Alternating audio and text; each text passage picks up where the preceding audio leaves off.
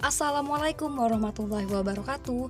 Baiklah, kami dari kelompok 6 akan mempresentasikan makalah kami pada video kali ini dengan judul Kasus-kasus setiap tahapan perkembangan dan alternatif tugas bimbingannya yang dianggotai oleh saya sendiri Fatia Nurhija, Vivi Dwi Nopitasari, Vina Amalia Rahman, Hanifah Miftahul Rizki, dan Hasliza Awalia.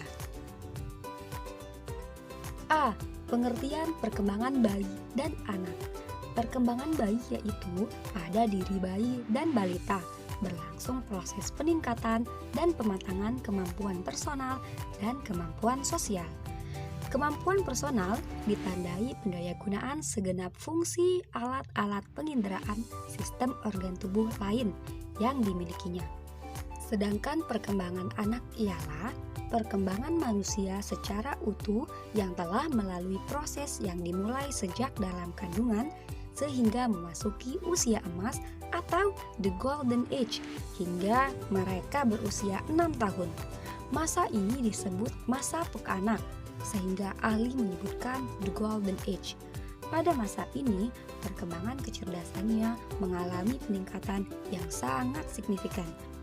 Masa ini merupakan kematangan dari fungsi fisik dan psikis yang mampu menerima respon berupa stimulasi dari lingkungannya.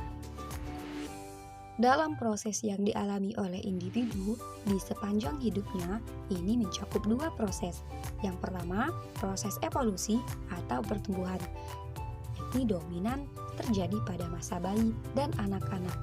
Yang kedua, proses inovasi atau kemunduran yang dominan terjadi pada masa dewasa akhir. Jadi, seiring dengan terjadinya pertumbuhan atau perkembangan, maka individu juga mengalami kemunduran. Oke, selanjutnya saya Vivi Dwi Nopitasari akan menjelaskan tentang kasus yang dialami bayi sampai anak pada tahapan perkembangan. Pada usia bayi, gangguan yang sering terjadi pada perkembangan berbahasa, masalah yang terkait dengan perkembangan fisik, dan bisa juga demam tinggi yang beresiko gangguan yang lain. Gangguan yang banyak muncul pada anak yaitu gangguan bicara, keterlambatan mental, autis, lambat belajar, gangguan pemusatan perhatian, dan lainnya. Penyakit autis. Jika seorang bayi mengalami autis, ketika dipanggil namanya, ia tidak merespon. Bayi juga terlihat jarang menjalin kontak mata dengan orang lain. Ketika berumur 1 tahun, belum bisa menunjuk. Lebih dari 1 tahun, perkembangan kemampuan bahasa agak terlambat. Jika sudah bisa berbahasa, penggunaan bahasanya tidak produktif. Pada saat bermain dengan teman, terlihat kasar dan gelisah. Anak yang gangguan autis ini akan terlihat lebih emosi, serta disertai dengan keterlambatan dalam bidang kognitif, bahasa, perilaku, komunikasi, dan interaksi sosial. Selanjutnya, permasalahan kesehatan adalah permasalahan yang sangat berpengaruh besar terhadap aspek perkembangan lainnya. Ketika kesehatan anak bermasalah, maka perkembangan anak akan terhambat. Perkembangan aspek fisik terkait dengan kebutuhan dan kemampuan fungsi pandang indera anak. Kemampuan melakukan gerakan-gerakan sesuai perkembangan usianya, serta kemampuan mengontrol pembuangan. Misal, yaitu muntah merupakan gejala yang berkaitan dengan diare. Muntah pada bayi sering terjadi karena gangguan penyakit. Muntah yang terjadi pada bayi secara terus-menerus adalah tanda penyumbatan pada esofagus. Pada anak usia dini adalah sulitnya mengelompokkan benda berdasarkan warna, bentuk, dan ukurannya. Selain itu, mereka juga sulit mengamati benda secara jelas.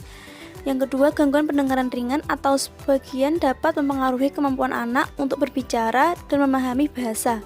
Gangguan suara pada anak usia dini bukan berarti anak-anak mengalami tul, tetapi anak tidak mampu menyebutkan suara yang ada di sekelilingnya. Gangguan penciuman hidung sebagai organ utama pendukung indera, penciuman juga memiliki fungsi menyaring udara yang dihirup dari debu, kuman, dan iritasi. Fungsi tidak kalah penting adalah untuk menghangatkan dan melembabkan udara yang hidup untuk mencegah paru-paru dan saluran pernafasan mengalami kekeringan. Gangguan lain yang bisa menimpa orang indera penciuman ini antara lain yang pertama, mimisan atau hidung berdarah, yang kedua kelainan dinding pemisah hidung, yang ketiga polip hidung, dan yang keempat flu. Gangguan kegemukan atau obesitas. Kegemukan sering ditemukan pada anak usia dini dan kadang kala orang tua membiarkan anak bahkan senang dengan kegemukan anak karena anak tampak lucu dan menggemaskan. Kegemukan yang dialami sejak dini perlu diwaspadai karena berbahaya bagi perkembangan selanjutnya. Kegemukan dapat membahayakan kesehatan yang dapat berakibat penyakit jantung, diabetes, tekanan darah tinggi, dan sebagainya. Gangguan pertumbuhan dan perkembangan anak meliputi 1. Gangguan pertumbuhan fisik, gangguan pertumbuhan di atas normal dan gangguan pertumbuhan di bawah normal, misal obesitas, tuli, dan lain sebagainya yang berhubungan dengan fisik anak, ya kan? Selanjutnya yaitu gangguan perkembangan motorik. Motorik itu disebabkan oleh beberapa hal, bisa kelainan tonus otot atau penyakit neuromuskula, kelainan sumsum tulang belakang, serta faktor lingkungan dan kepribadian anak. Yang ketiga yaitu gangguan yang berupa yang dipengaruhi oleh bahasa, emosi, dan perilaku anak. Nah, cacat tubuh yang terjadi antara lain tidak memiliki jari yang sempurna, tuli, anggota tubuh yang tidak sempurna. Namun, ada juga beberapa anak yang terlahir dalam keadaan normal, tapi ketika dia mengalami proses pertumbuhan semakin tinggi, dia itu mengalami cacat yang dialami ketika dia mengalami panas yang sangat tinggi, dan sejak itu anak tersebut mengalami kecacatan selamanya. Nah, selanjutnya yaitu gangguan pada keterlambatan berbicara. Gangguan ini semakin lama semakin tampak pesat. Keterlambatan pada anak sangat perlu diwaspadai, di mana ketika berbicara itu sangat dibutuhkan, maksudnya perkembangan ketika berbicara itu sangat dibutuhkan, di mana nanti ketika dia sudah dewasa ataupun sudah menginjak usia 3 tahun, dia harus diusahakan sudah berbicara dan bisa menangkap kata dari orang lain. Karena apabila dibiarkan akan terus-menerus akan menjadi dampak yang buruk. Alternatif yang tepat dalam menyelesaikan kasus yang dialami bayi sampai anak pada tahap perkembangan. Bayi yang mengalami gangguan penglihatan di sini cenderung mengalami hambatan dalam interaksi dengan teman di sekelilingnya, di mana kita ketahui bahwa mata itu adalah sumber kita dalam berpijak, di mana untuk menyeimbangkan antara otak dan tubuh. Apabila terjadi gangguan pada penglihatan, maka harus diketahui sedini mungkin. Ketajaman penglihatan harus diperiksa setiap 2 tahun sampai 6 tahun untuk dilakukan dengan tidak boleh melebihi umur 6 bulan. Gejalanya dapat dilihat pada saat masih bayi, silau dan mata berair itu jika mengalami gangguan pada mata.